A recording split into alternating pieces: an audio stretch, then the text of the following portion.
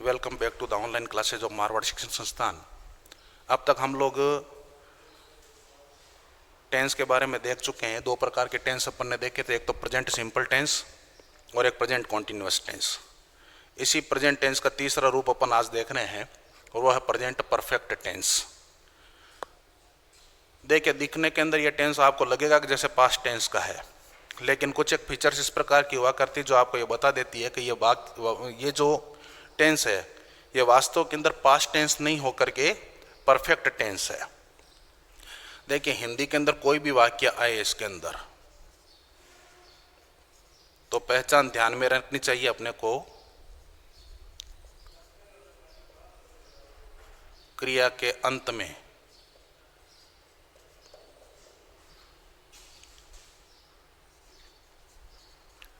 चुका है, चुकी है, चुके हैं, चुका हूं या लिया है, ली है, लिए हैं, लिया हूं। ये किसी भी वर्ब के लास्ट के अंदर आपको पहचान मिल जाएगी। फॉर एग्जाम्पल,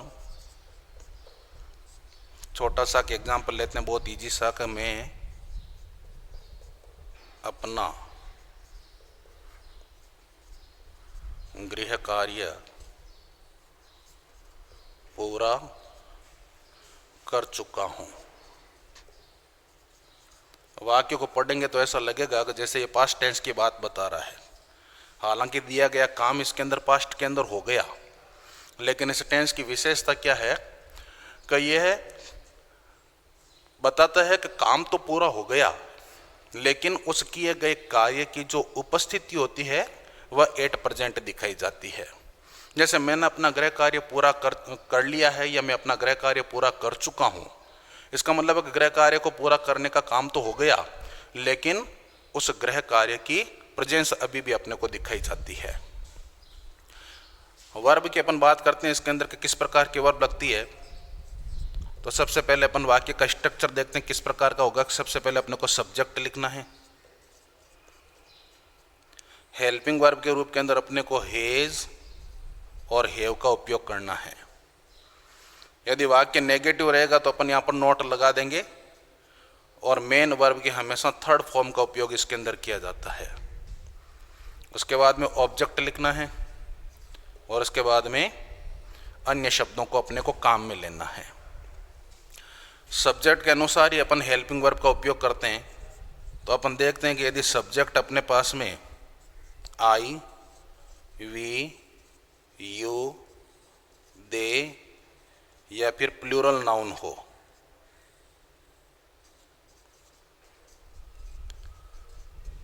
तो अपने को हेल्पिंग वर्ब के रूप के अंदर हैव को काम में लेना होता है और मेन वर्ब की थर्ड फॉर्म काम में लेंगे।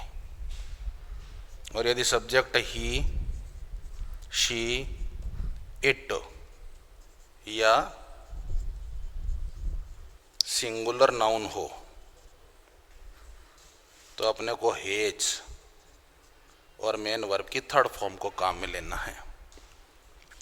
अब अपना ये सेंटेंस दे रखा था कि मैं अपना गृह कार्य पूरा कर चुका हूं। तो अब सबसे पहले अपन वाक्य का सब्जेक्ट देखते हैं कौन सा है। तो काम को करने वाला व्यक्ति, उसको अपन सबसे पहले लिखते हैं। यानी गृह कार्य किसने पूरा किया, तो मैं लिखेंगे आई। आई के साथ में अपन हेल्पिंग वर्ब हैव का उपयोग करते हैं, तो आई हैव। अब इस वाक्य की वर्ब कौन सी है, पूरा करना। केवल करना नहीं होगा बल्कि पूरा करना। तो आई हैव और पूरा करने को कहते हैं कंप्लीट।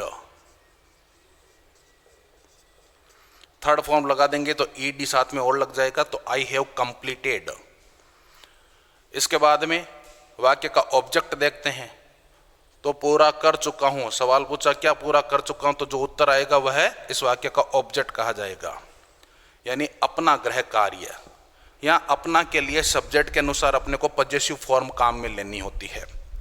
देखिए, हर एक प्रोनाउन की जो फॉर्म होती है वो आपको पता होनी चाहिए। उसका ऑब्जेक्टिव फॉर्म कौन सा है, पजेसिव फॉर्म कौन सा है, रिफ्लेक्सिव फॉर्म कौन सा है। ये चीज़ क्लास 9th के अंदर भी हम लोगों ने जब डायरेक्ट इनडायरेक्ट किया था उस समय भी देखा था। इसलिए इस वर्ब के बारे में आपको प्रोनाउन के बारे में आपको पता रहना चाहिए। तो आई के साथ आई का जो पजेसिव फॉर्म होता है वो होता माई। अपना के लिए यहाँ पर माई शब्द का प्रयोग किया जाएगा। तो आई हैव कंप्लीटेड माई, और गृह कार्य के लिए अपन शब्द लगा देंगे होमवर्क। इस प्रकार से अपन अपने इस सेंटेंस को पूरा कर लेते हैं। अब वाक्य पढ़ने के अंदर ये पता चल जाता है कि ये काम हुआ पास्ट के अंदर है, लेकिन पूरे होए हुए कार्य की प्रेजेंस अभी भी दिखाई पड़ती है। एक एग्जाम्पल और देखते हैं इसके अंदर। जैसे दे रखा है कि मेरी बहन खाना पका चुकी है, या मेरी बहन ने खाना पका लिया है। किसी भी प्रकार का सेंटेंस आप काम में ले सकते हैं। सबसे पहले वाक्य का सब्जेक्ट देखते हैं। तो सब्जेक्ट के अंदर देखिए, केवल मेरी सब्जेक्ट नहीं होगा, बल्कि काम किसने किया है, मेरी बहन। तो मेरी के लिए यहाँ पर पजेसिव फॉर्म काम में लेंगे my sister. My sister singular noun है, तो ही शी इट या सिंगुलर नाउन होता तो हेल्पिंग वर्ब अपन हेज को काम में लेते हैं। तो माई सिस्टर हेज। पकाने को इंग्लिश के अंदर कहते हैं कुक, और अपने को इसकी थर्ड फॉर्म काम में लेनी है, तो अपन इसके साथ में ईडी शब्द को काम में ले लेंगे कि माई सिस्टर हेज कुक्ड। और क्या पका चुकी है, वो वाक्य का क्या कहलाएगा, ऑब्जेक्ट, खाना, तो उसको अपन कहेंगे फूड। इस तरह से हम लोग ट्रांसलेट कर लेते हैं। ट्रांसलेट करना कोई बहुत बड़ी बात नहीं हुआ करती है कि थोड़ा सा फॉर्मूला अपने को पता है, वर्ब अपने को पता है, तो सेंटेंस रीऑर्डरिंग अपने को पता हो जानी चाहिए कि कौन से शब्द वाक्य के अंदर कहाँ पर आते हैं। इंग्लिश के अंदर सबसे पहले सब्जेक्ट लिखा जाता है, फिर वर्ब लिखते हैं, फिर मेन वर्ब आती है, ऑब्जेक्ट आता है, अदर वर्ड्स आते हैं। तो ये सिंपल सेंटेंस बनाने का फॉर्मूला है, और केवल एक टेंस के लिए लागू नहीं होता। हर प्रकार का टेंस अपन पढ़ेंगे उसके अंदर फॉर्मूला यही रहेगा, लेकिन वर्ब चेंज हो जाएगी। बस इस फॉर्मूले को आप ध्यान में रखिए, वर्ब को ध्यान में रखिए, और आप हिंदी के अंदर चाहे किसी भी प्रकार का सेंटेंस आ जाए आप उसको ट्रांसलेट कर सकते हैं। देखिए, इसके अलावा जो भी वाक्य होते हैं, चाहे वो इंट्रोगेटिव वाक्य हो और इंपेरेटिव वाक्य हो, तो उसके फॉर्मूला भी आपको पता है कि इंट्रोगेटिव यानी प्रश्नवाचक है। तो प्रश्नवाचक वाक्यों के अंदर क्या करते हैं अपन के, या तो WH के शब्द को पहले लिखते हैं, या हेल्पिंग वर्ब को अपन पहले लिख देते हैं। तो WH के शब्दों के बाद में हेल्पिंग वर्ब आती है, उसके बाद में सब्जेक्ट आता है, फिर मेन वर्ब आती है, फिर ऑब्जेक्ट आता है, और फिर अन्य शब्द आते हैं, और लास्ट के अंदर साइन ऑफ इंट्रोगेशन आ जाता है। तो क्या होता है कि वो वाक्य इंट्रोगेटिव सेंटेंस बन जाया करता है। तो केवल शब्दों को इधर से उधर लिखना होता है, और वाक्य का जो रूप होता है वह भी बदल जाया करता है। तो इस तरह से अपन ट्रांसलेट कर सकते हैं। तो जितना ज़्यादा आप इसकी प्रैक्टिस करेंगे उतना ज़्यादा आप इसके अंदर मास्टरिंग करते चले जाएंगे। बस प्रैक्टिस के ऊपर डिपेंड करता है कि अपन कितने का सेंटेंस बना सकते हैं, उसको ट्रांसलेट करते हैं। छोटे छोटे वाक्यों को आप लीजिए और उनको ट्रांसलेट करते चले जाइए। आगे बढ़ते हैं अपन कि जो प्रेजेंट परफेक्ट टेंस है, अपन इसका उपयोग कहाँ कहाँ पर करते हैं। सबसे पहला उपयोग का वाक्य में दिया हुआ कार्य हो गया हो, परंतु उसकी उपस्थिति वर्तमान में दिखाई गई हो।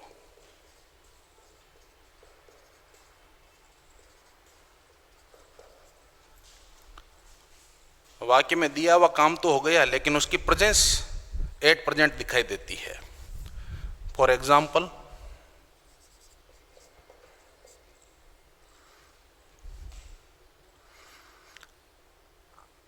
जैसे my neighbour,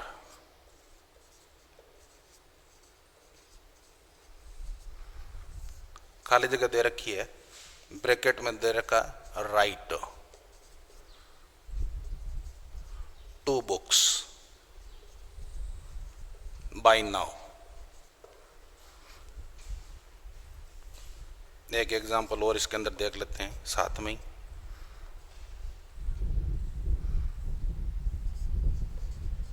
the farmers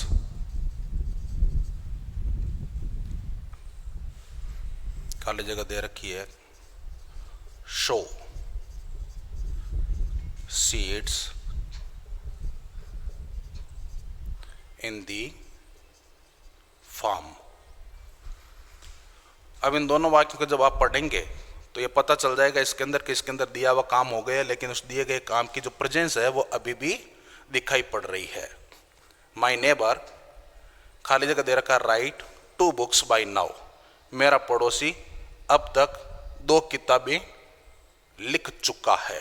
right का मतलब होता है लिखना, और जब अपन वाक्य को बोलेंगे तो अपने आप अपने को हिंदी के अंदर उसकी पहचान पता चल जाएगी कि यानी लिख चुका है। लिख चुका है इसका मतलब लिखने का काम हो गया, लेकिन उसका लिखा हुआ जो वर्क है वह अभी भी प्रेजेंट के अंदर दिखाई दे रहा है। यानी लिखी गई जो किताबें वो अभी प्रेजेंट के अंदर मौजूद है, ऐसा नहीं है कि वो किताबें भी अब चली गई है। तो इसके अंदर अपन जो वर्ब लगाएंगे माई नेबर के हिसाब से लगाएंगे। माई नेबर सिंगुलर नाउन है, सिंगुलर नाउन के साथ में अपन हेज को काम में लेते हैं, तो माई नेबर हेज, और इसके साथ में मेन वर्ब की थर्ड फॉर्म रिटन, राइट की थर्ड फॉर्म। देखिए तीनों फॉर्म में आपको वर्ब की पता होनी चाहिए, तभी आपका ये सेंटेंस सही हो पाएगा। ऐसा नहीं है कि आप यहाँ पर रोट लिख दें या राइटेड लिख दें, क्योंकि आदत होती है कि ईडी लिख दिया साथ में, तो ऐसी कंडीशन के अंदर आपका वाक्य आपको आते हुए भी गलत हो जाएगा। सेकंड सेंटेंस देखते हैं कि द फार्मर खाली जगह दे रखा है सो सीड्स इन द फार्म, तो द फार्मर सिंगुलर नाउन दे रखा है यहाँ पर। तो जब यहाँ पर सिंगुलर नाउन है तो यहाँ पर भी अपन हेज को काम में लेंगे, द फार्मर हेज।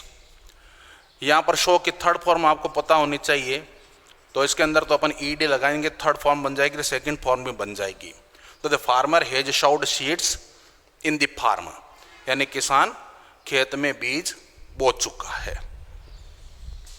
दूसरी चीज अपन देखते हैं कैसे टेंस का उपयोग अपन कहाँ पर कर सकते हैं। तो ये जो टेंस है इसके अंदर कुछ एडवर्बियल्स का उपयोग किया जाता है। जैसे इस वाक्य के अंदर अपन देखेंगे तो पहचान के अंदर अपने को just, just now, already, recently, so far, ever, ये शब्द अपने को यदि किसी सेंटेंस के अंदर मिलते हैं तो वह इंडिकेट करता है कि यह जो सेंटेंस है वो प्रेजेंट परफेक्ट टेंस का है। फॉर एग्जाम्पल जैसे आई डोंट नीड कॉफी, आई खाली जगह दे रखी है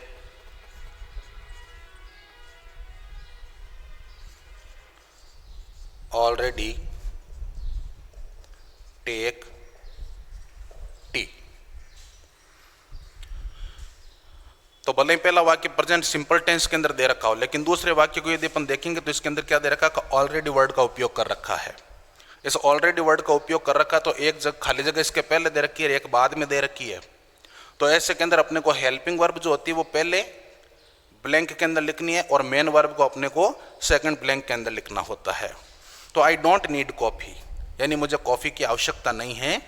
I have already taken T, मैं पहले से ही टी ले चुका हूं, यानी चाय ले चुका हूं। इसका मतलब ये चाय लेने का काम तो हो गया, लेकिन उसकी प्रेजेंस है कि भाई अब मेरे को कॉफी की आवश्यकता नहीं है। सेकंड एग्जांपल और देखें इसका, शी खाली जगह दे रखा है रिसेंटली, खाली जगह फिर दे रखी है ज्वाइन दिस क्लब। रिसेंटली का मतलब होता है अभी अभी।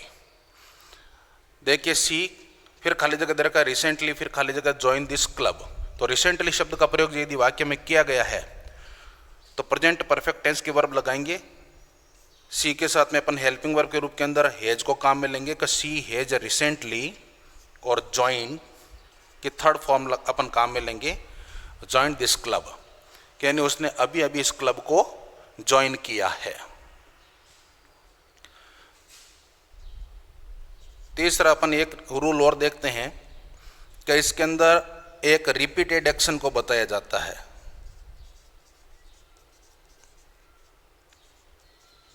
ऐसे कार्य जिसकी बार बार पुनरावृत्ति की गई हो, रिपीट किया गया हो, तो उसको अपन हमेशा इसी टेंस के अंदर लिखते हैं। जैसे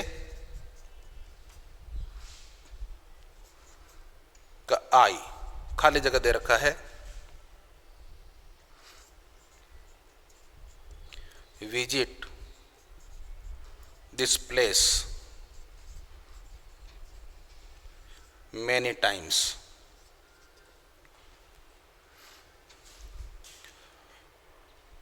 या ही, खाली जगह दे रखा है रीड दिस बुक 4 times। तो आई खाली जगह visit this place many times, इसका मतलब है कि मैं इस स्थान पर अनेक बार घूम चुका हूं या अनेक बार आ चुका हूं। तो ये विजिट करने का जो काम है वो मेनी टाइम्स हुआ, इसका मतलब है कि ये रिपीटेड एक्शन है, यानी बार बार हुआ है। तो यहां पर अपन हैव और विजिट की थर्ड फॉर्म विजिटेड काम में ले लेंगे। फिर देखिए सेकंड एग्जांपल दे रखा है ही, खाली जगह दे रखा है रीड दिस बुक 4 times। तो यहां पर सब्जेक्ट ही है, तो हेल्पिंग वर्ब के रूप के अंदर अपन हैज को काम में लेंगे कि ही हैज। रीड की थर्ड फॉर्म रीड ही हुआ करती है, लेकिन उसका उच्चारण जो होता है वो रेड होता है। तो रीड, रेड, रेड, स्पेलिंग एक ही है लेकिन उच्चारण अलग है। तो हम इसको ट्रांसलेट करके देखते हैं कि he has read this book 4 times। कब इस किताब को 4 बार पढ़ चुका है। 4 बार पढ़ चुका है, इसका मतलब है कि उसकी जो रिपीटेशन है पढ़ने की वो 4 बार हो रखी है। तो ऐसे में रिपीटेड एक्शन को शो करने के लिए अपन हमेशा प्रेजेंट परफेक्ट टेंस को काम में लेते हैं। ये अपना प्रेजेंट परफेक्ट टेंस है। इसके अंदर मोस्टली आपको इन एडवर्बियल्स के बारे में ध्यान में रखना चाहिए। यदि एडवर्बियल्स नहीं है तो आपको सेंटेंस पढ़ करके और ये पता करना पड़ेगा कि वाक्य के अंदर रिपीटेड एक्शन की बात बता रखी है या फिर ऐसे काम के बारे में बात बता रखी है जो हो तो गया लेकिन उसकी प्रेजेंस दिखाई गई हो। अब हम आगे बढ़ते हैं और इसी से मिलता जुलता एक टेंस अपने को और मिलेगा और वह है present perfect continuous tense.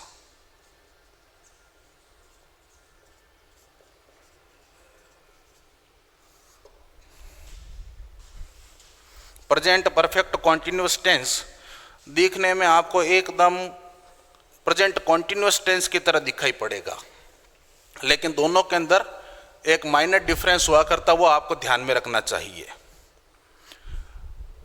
Hindi के अंदर पहचान जो हुआ करती है इस टेंस के अंदर, तो वह है समय के साथ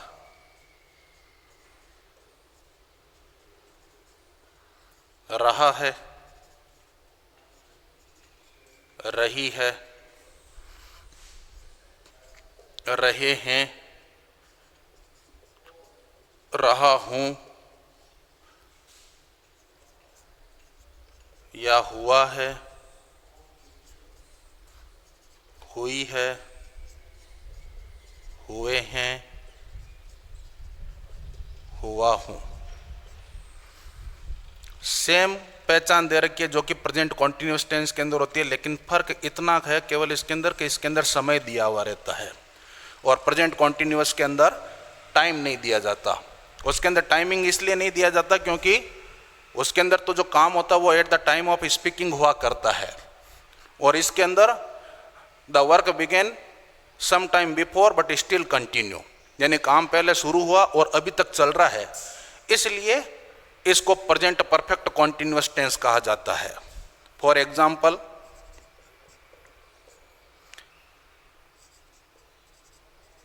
जैसे बच्चे 2 घंटे से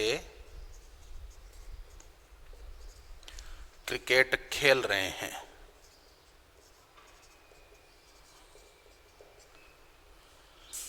यदि केवल इतना दिया हुआ था कि बच्चे क्रिकेट खेल रहे हैं, इसका मतलब है कि वो वर्क जो है अपनी आंखों के सामने चल रहा है।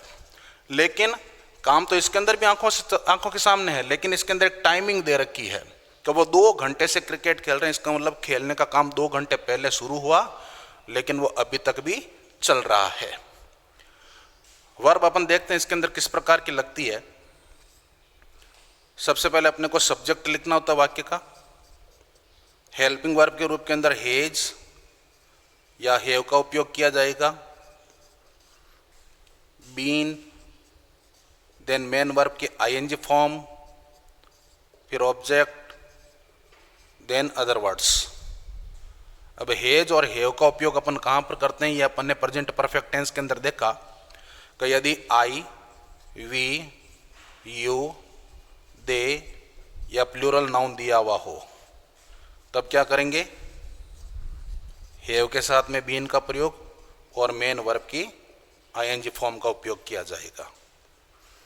और यदि सब्जेक्ट अपने पास में ही, शी, इट या सिंगुलर नाउन का हो, तो अपन देखते हैं हेज, उसके साथ में बीन लगाना है और मेन वर्ब की आईएनजी फॉर्म का उपयोग करना है। अब ये सेंटेंस अपने सामने, इस सेंटेंस को अपन ट्रांसलेट करते हैं। सबसे पहले वाक्य का सब्जेक्ट, खेलने का काम कौन कर रहे हैं, तो चिल्ड्रन।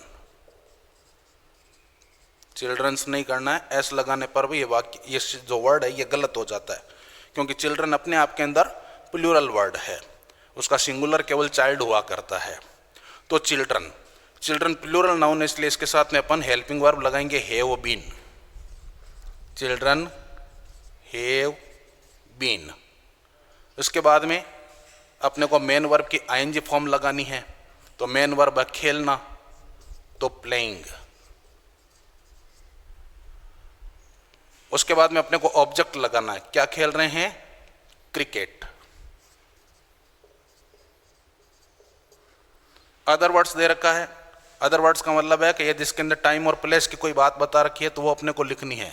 तो टाइमिंग अपने पास में दे रखा है 2 घंटे से, तो फॉर 2 hours। इस तरह से अपना ये सेंटेंस कंप्लीट हो जाया करता है।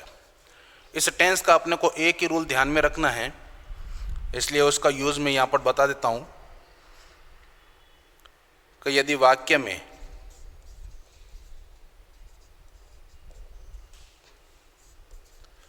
फॉर या सिंस के साथ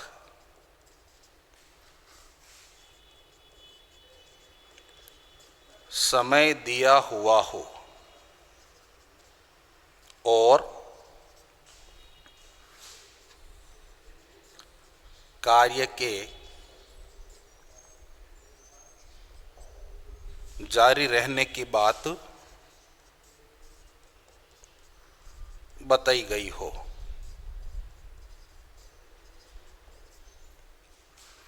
फॉर और सिंस के साथ में टाइमिंग दिया हुआ रहेगा और उसके अंदर कार्य के जारी रहने की बात बताई जाएगी। अपने को यदि ट्रांसलेट करना पड़े तो अपने को यह पता होना चाहिए कि फॉर कहां पर लगेगा और सिंस कहां पर लगेगा, क्योंकि फिल इन द ब्लैंक्स का जो क्वेश्चन आएगा उसके अंदर अपने को फॉर और सिंस नहीं लगाना है, वहां पर तो अपने को आइडेंटिफाई करना पड़ेगा। लेकिन जब इस प्रकार से अपने को सेंटेंस ट्रांसलेट करने पड़े तो ये ध्यान में रखना चाहिए कि फॉर कहां पर लगाते हैं और सिंस कहां पर लगाते हैं। जो फॉर हुआ करता है वो पीरियड ऑफ टाइम के साथ में लगता है, समय अवधि के साथ में। पीरियड ऑफ टाइम का मतलब होता है समय अवधि। समय अवधि कोई फिक्स टाइम नहीं हुआ करती है, जैसे many days, several years, 2 days या 2 hours,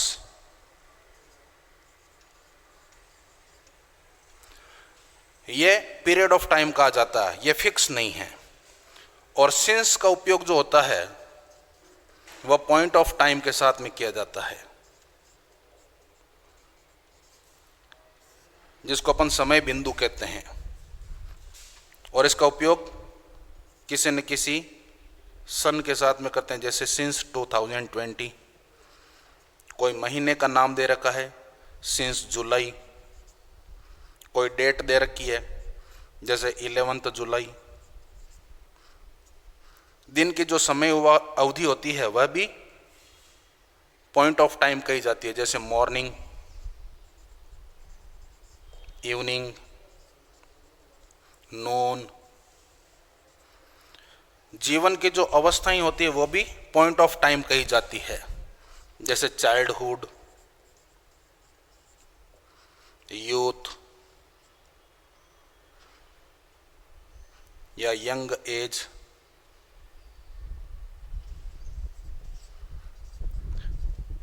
घड़ी का जो समय होता है वह भी फिक्स टाइम कहा जाएगा, जैसे 7 o'clock।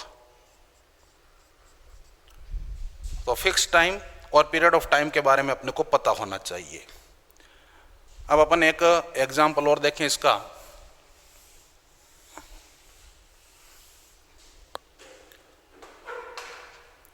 फॉर एग्जाम्पल शी, खाली जगह दे रखा है, ब्रैकेट में दे रखा learn music since her childhood. वाक्य के अंदर एक पहचान दे रखी है कि सिंस के साथ में एक पॉइंट ऑफ टाइम दे रखा है। जैसा मैंने बताया था कि चाइल्डहुड भी एक पॉइंट ऑफ टाइम है। तो ऐसे में अपने को प्रेजेंट परफेक्ट कॉन्टिन्यूअस टेंस के वर्ब को काम में लेना है। सब्जेक्ट शी दे रखा है तो हेल्पिंग वर्ब के रूप के अंदर अपन हेज लगाएंगे, क्योंकि सी के साथ में अपन हेज लगाते हैं। उसके बाद में बीन लगाना है। देन मेन वर्ब की आईएनजी फॉर्म को काम में लेना है, लर्निंग। तो अपना वाक्य बन जाएगा कि she has been learning music since her childhood, यानी वह बचपन से संगीत सीख रही है। इसका मतलब संगीत सीखने का काम जो था वो बचपन के अंदर शुरू हुआ, लेकिन वह काम जो है वो अभी भी चल रहा है। तो ये एक ही नियम है, इंपॉर्टेंट रूल है, अपने को ये पता होना चाहिए। इस प्रकार से अपने ये प्रेजेंट टेंस का जो चैप्टर होता है वो यहाँ पर ख़त्म होता है।